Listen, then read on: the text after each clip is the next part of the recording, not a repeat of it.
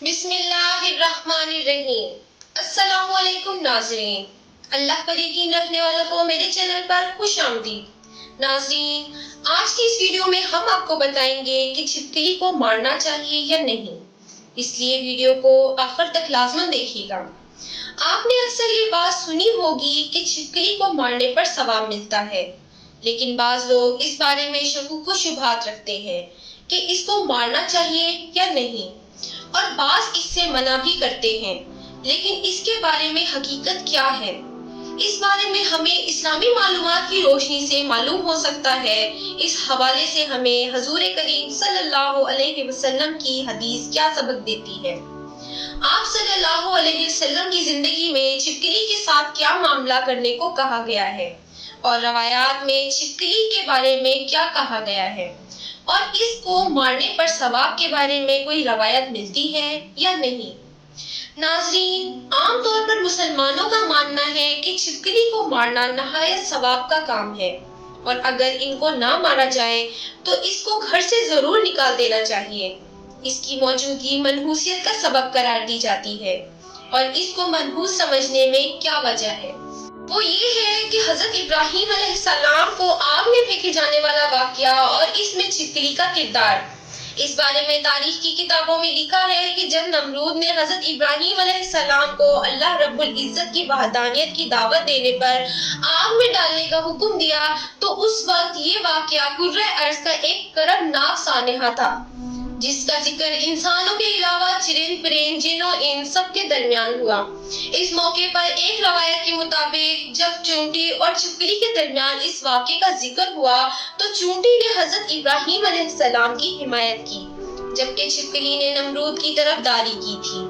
ایک اور روایت کے مطابق حضرت ابراہیم علیہ السلام کو آگ میں ڈالا گیا۔ اس موقع پر چھوٹے پرندے بھی اپنی استطاعت کے مطابق اپنی چونچ میں پانی بھر کر اس آگ میں ڈال رہے تھے، تاکہ یہ آگ حضرت ابراہیم علیہ السلام کے لیے ٹھنڈی ہو سکے۔ اس موقع پر یہ چھپکلی تھی جو کہ آگ کو اپنی پھونکوں سے مزید بھڑکانے کی کوشش کر رہی تھی۔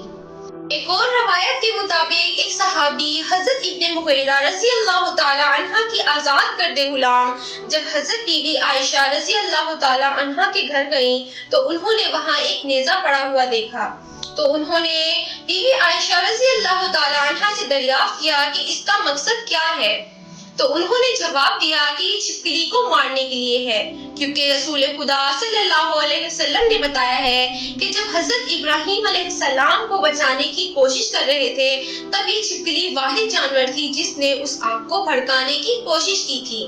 واللہ اعلم۔ ناظرین، ہم آپ کو بتاتے ہیں کہ چھپکلی کو مارنے پر کتنا ثواب ملتا ہے اور اس بارے میں کیا روایات ہیں۔ فضیلت بیان ہوئی ہے، جیسا کہ ارشاد نبی صلی اللہ علیہ وسلم ہے، جس کا ترجمہ ہے جو چھپکلی کو ایک چوٹ میں مار دے اس کے لیے اتنی نیکیاں ہیں، اور جو شخص اسے دوسری چوٹ میں مار دے تو اس سے کم اتنی نیکیاں ہیں، اور اگر تیسری چوٹ میں مار دے تو اس کے لیے اتنی نیکیاں ہیں۔